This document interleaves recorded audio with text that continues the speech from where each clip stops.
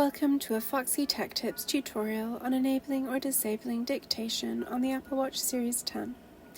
If you find this tutorial helpful, please consider subscribing to my channel and liking the video.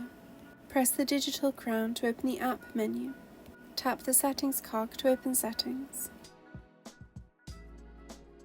Scroll down Settings and select General. Scroll down the General settings and tap Dictation. Then tap the toggle to enable or disable dictation. When the toggle is green, dictation is enabled. When grey, it is switched off. Note that when dictation is enabled, your information such as your voice input, contacts and location will be sent to Apple to process.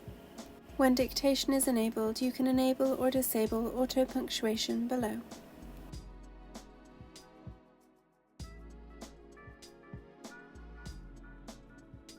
And that draws an end to this tutorial. Please like the video if you found it helpful and subscribe to Foxy Tech Tips for more Apple Watch tips and tricks.